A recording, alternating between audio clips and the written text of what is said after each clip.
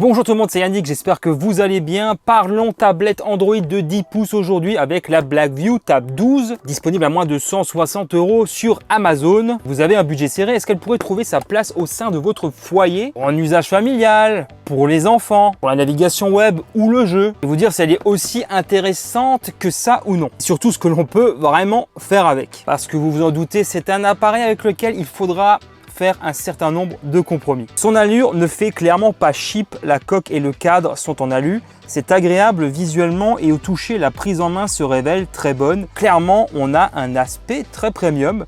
Les boutons du volume et d'allumage sont sur la tranche gauche. Il y a aussi une grille de haut-parleur à droite, l'emplacement dual nano SIM. On peut aussi y mettre une SIM et une micro SD pour étendre le stockage. Ça, c'est toujours cool.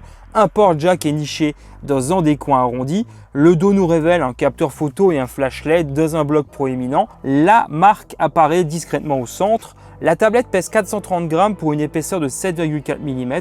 Oui, c'est une bonne première impression, on va dire. Mais est-ce que ça va durer? L'écran LCD d'une dimension de 10 pouces, il affiche 1920 par 1200 pixels. Cette dalle ne m'a pas spécialement fait rêver pour tout vous dire. Premier constat, quand mes yeux se sont posés sur la dalle, on va manquer de contraste, c'est assez flagrant. La luminosité quant à elle semble suffisante, peut-être un peu limite en plein soleil.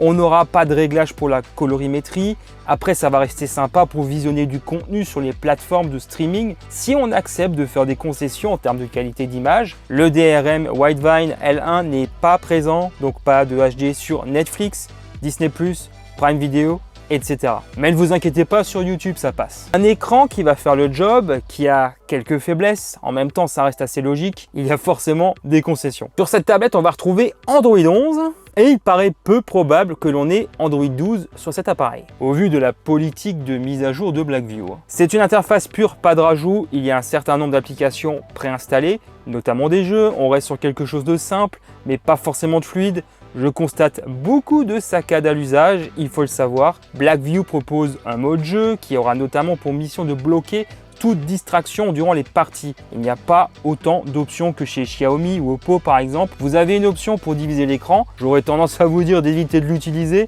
Ça risque de ramer encore un peu plus. Non, en fait, c'est plus qu'un risque. Je ne vais pas m'y attarder plus que ça. Ce qui m'amène à vous parler des performances. Maintenant, on a un SoC Unisoc là-dedans qui offre des performances pas très reluisante. Il est d'ailleurs associé à 4 Go de RAM auquel on peut ajouter 3 Go pris sur la mémoire de stockage de l'appareil qui est de 64 Go au passage. Ce n'est pas vraiment une bête de course et vous ne vous attendez pas à pouvoir jouer à beaucoup de jeux 3D, ça risque d'être compliqué. Cette tablette servira surtout à des petits jeux pour de jeunes enfants, de la navigation web pour les parents, réseaux sociaux peut-être un peu, mais rien de bien compliqué car comme vous l'avez vu, l'interface souffre déjà à elle seule. Cette tablette propose une connectivité 4G. Bien entendu, je m'en suis servi un peu. Ça fonctionne plutôt bien avec une SIM Orange. Blackview indique que ça fonctionne avec tous les opérateurs en France. Néanmoins, voici les fréquences supportées à l'écran. Le capteur frontal est de 5 mégapixels et le capteur au dos est de 13 mégapixels. J'ai toujours dit qu'une tablette ne servait pas à faire des photos et vidéos. Il y a vraiment beaucoup trop de touristes qui le font, ce truc. Le résultat se passe de commentaires, ça vous donne un aperçu de la myopie. Ouais, c'est pareil quand je mets pas les lunettes. La tablette ne voit pas mieux pour autant, par contre, j'ai essayé au moins. Donc bon, je ne sais pas si ça peut dépanner. Le capteur frontal servira en tout cas à faire des visios. Néanmoins, vous n'attendez pas une qualité de malade. Déjà, comme vous pouvez le constater, là c'est un peu flou. Déjà, la définition maximale, c'est du 640 par 480. Oui, vous avez bien entendu. Donc, il ne faudra pas s'attendre non plus à des miracles de ce côté-là. On va dire pour faire quelques visios avec papy et mamie. Ça ira, de toute façon, ils n'ont forcément pas non plus une très bonne vue, donc ça ne changera rien pour eux. On a du son stéréo sur cette machine et en plus, il n'est pas mauvais. Avec un certain équilibre entre les deux haut-parleurs qui sont situés sur chacune des tranches, gauche et droite. Vous visionnerez peut-être vos contenus préférés en SD, mais au moins, il y aura un bon son. À plein régime, ça sature un peu, il vaut mieux rester à 80% max du volume.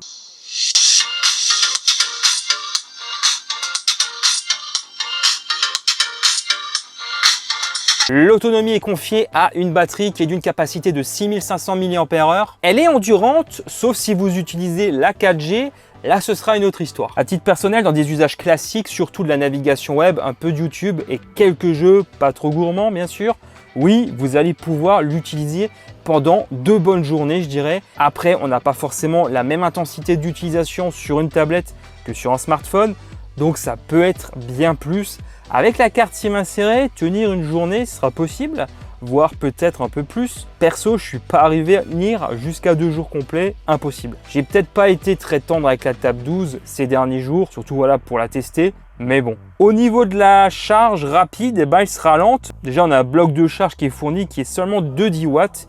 Il faudra compter environ 3 heures pour une charge complète. Cette tablette est proposée actuellement à moins de 160 € sur Amazon. Je vous mets bien sûr tous les liens en description si vous voulez jeter un œil ou l'acheter. Après, ça reste de l'entrée de gamme avec un certain nombre de concessions comme on vient de le voir. Ce qui m'amène déjà à la conclusion, clairement pour 150-160 €, il ne faudra pas s'attendre à des miracles. C'est quand même une tablette Android de 10 pouces, 4G en plus. On ne peut pas non plus tout avoir. Ça va surtout cibler des personnes qui, on va dire, ont un budget limité ou tout simplement qui n'ont pas de gros besoins. Je pense que j'ai pu vous montrer en détail de quoi il retourne exactement avec cet appareil durant la vidéo. Dites-moi en commentaire ce que vous avez l'habitude d'utiliser et ce que vous avez pensé de cette Blackview Tab 12. Voilà, ainsi s'achève cette vidéo. Comme d'habitude, si elle vous a plu, un immense merci de me soutenir en lâchant un gros pouce en l'air et en vous abonnant si ce n'est pas encore fait. C'est extrêmement important pour moi et l'évolution de la chaîne. Merci infiniment. Je vous retrouve très vite pour de nouvelles vidéos. D'ici là, prenez soin de vous, portez-vous bien. Allez, ciao tout le monde.